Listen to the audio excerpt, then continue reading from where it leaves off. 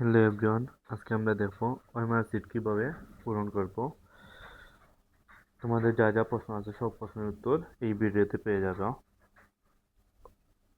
ফার্স্টে আমাদের ওরকম একটা কিন্তু পেজ থাকবো, এটা কিন্তু আমরা সিকিউর জন্য। এটার ক্ষেত্রে আমরা কিন্তু নিচের যে দুই অংশ আছে এই দুই অংশ আমাদের কোনো কাজ নাই, উপরের অংশ কিন্তু কাজ আছে। উপরের অংশের মধ্যে ফার্স্টে দেখবো আমরা যে 2000 আমরা সালটা লেখা লাগবো, তাইলে এখানে 20 আছে দোয়া, তাইলে আমরা 26 দিতে দিব, তাইলে 2 আর 6। তারপরও কাজ পরীক্ষা, আমরা যেহেতু এসএসসি পরীক্ষা দেবো তাইলে অবশ্যই আমরা এসএসসিটা বৃত্ত ভরাট করব। তারপর কাজ রুল নম্বর, অবশ্যই আমরা অ্যাডমিট কার্ড দেখা দেখি রুল নম্বরটা আগে বসাইবো। আমি যদি বসাই 1 5 6 7 3 2, তাহলে ফার্স্টে যেহেতু 1 আছে তাইলে ওয়ান ওর ঘরটা বৃত্ত ভরাট করা লাগবো। আচ্ছা, আমরা কিন্তু ভুল কিন্তু হইতে পারে, যদি ভুল হয় তাইলে কি তা করবো এগুলো প্রত্যেকটা আমরা দেখবো। তাইলে ফার্স্টে 1, তারপরে 5 আছে তাইলে 5 বৃত্ত ভরাট করব। তারপরে 6 আছে তাইলে 6 বৃত্ত ভরাট করব। তারপরে 7 আছে 7 বৃত্ত ভরাট করব। তারপরে 3 আছে 3 বৃত্ত ভরাট করব। তারপরে 2 আছে 2টা বৃত্ত ভরাট করব। অবশ্যই আমাদের বৃত্ত ভরাট করতে হবে বল পেন যেটা আছে ওটা দ্বারা।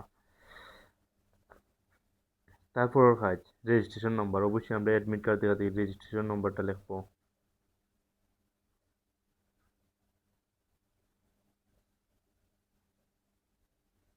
তাইলে ওটা বৃত্ত ভরাট করবো। ফার্স্টে 1 আছে তাইলে 1, তারপর কাজ 8 আছে তাইলে 8, তারপর কাজ 1 আছে তারপরে আবার 1। এটা কিন্তু অনেক বেশি ইম্পর্টেন্ট যে ওএমআরটা, আমরা যদি ওএমআর যদি একটা ভুল করি তাইলে কিন্তু আমরা পরীক্ষা বাতিল। তুমি যত সুন্দর করে লেখো কিন্তু, আর পরীক্ষা যেহেতু বাতিল তাইলে তো আর শেষ, ফেইল আসবে। তারপরে 6 আছে তাইলে 6, তারপরে 3 আছে তাইলে 3, তারপরে 2 আছে তাইলে 2, তারপরে 5 আছে তাইলে 5,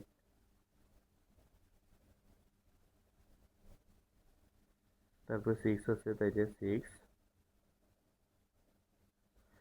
তারপরে 7 আছে 7, 8 আছে 8। তারপরে অনেক বেশি ইম্পর্টেন্ট আমরা বিষয় কোডটা অবশ্যই আমরা অ্যাডমিট কার্ড দেখা দেখি অবশ্যই বসাইতে দেবো। এটার মধ্যে আর একটা কাজ আছে যে আমরা এখানে থাকে Bangla first paper, Bangla second paper, অনেকে কিন্তু বাংলা ফার্স্ট পেপারের পরীক্ষার বাংলা সেকেন্ড পেপারের বিষয় কোড বসাই দেয়। এটা কিন্তু আমরা সাবধানতে সাবধানে কাজ করতে দিব। তাহলে বিষয় কোড মনে করলাম আমরা 101 আছে, তাইলে ফার্স্টে 1 আছে 1, তারপরে 0 আছে তাইলে 0, তারপরে আবার 1 আছে তাইলে 1। তারপরে আমরা যে অতিরিক্ত যদি পেজ নেই তাইলে কি তা করা লাগবো। মনে করো অতিরিক্ত পেজ যদি নেই, যে 3টা নেই তাইলে 0 3 বসাইবো ফার্স্টে। অতিরিক্ত পেজ যদি আমরা যদি 11টা নেই তাইলে 1 1। অতিরিক্ত পেজ যদি 10টা নেই তাইলে ওখানে 10। অবশ্যই এগুলোর মধ্যে কোনো আখ দোয়া যেত না। তাইলে যেহেতু আমরা নিমু, মনে করো যদি একটা দুইটা এর চেয়ে বেশি নেওয়া হয় না, বাট 3টাও নেওয়া যেতে পারে। যেটা নিম ওইটা কিন্তু ওখানে কিন্তু লিখতে হইব। যদি আমি একটা নেই তাহলে 0 1, যদি 2টা নেই তাহলে 0 2, যদি 3টা নেই তাহলে 0 3, যদি 10টা নেই তাহলে 1 0। তাহলে ফার্স্টে 0 আছে 0টা ভরাট করবো, তারপরে 1 আছে 1টা ভরাট করবো।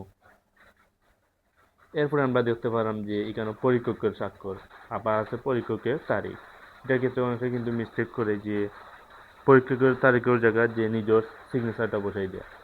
এটা একটু আমরা সাবধানতার সাথে কাজ করা লাগবো। আর একটা জিনিস, যদি আমরা কোনো সময় মিস্টেক হয় তাহলে অবশ্যই কিন্তু স্যারদের সাথে সাথে জানাইতে হইব যে স্যার আমার একটা একটু মিস্টেক হয়েছে। তারপরে আবার ফলো রাখতে হইব যে স্যারে ওটা গিয়া নোট খারাপ লিখিয়া নিছেন না নিছে না, একটু ফলো করে দেখতে হইব, নাইলে কিন্তু পরীক্ষা ক্যান্সেল। যদি আমরা ভুল হয়, যে মনে করলাম এখানে 5 আছে, 5 বৃত্ত ভরাট করতাম, আমি ভরাট করে লিখি 4 ভরাট করে লিখি, তাইলে কি হইব? তাইলে একটা ক্ষেত্রে যেহেতু মেশিনে দেখে তাইলে অবশ্যই 5 আমরা কিন্তু রাইট, 4টা বরাট করেছি ভুলে। এটা কিন্তু মেশিনে যখন দেখবো তখন যখন দেখবো দুইটা একসাথে বরাট, বৃত্ত বরাট আছে, তখন এটা কিন্তু আলাদা করে রাখবো। তারপরে ওখানে মেইনটা বাইর করার পরে তারপরে দেখবো যে কোনটা রাইট, অক্টাল অনুযায়ী নাম্বার অনুযায়ী কিন্তু মিলাইবো। তাহলে আমরা নাম্বারটা কিন্তু ঠিক রাখতে হইব।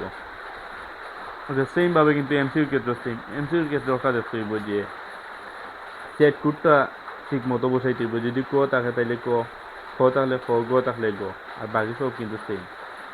ওকে।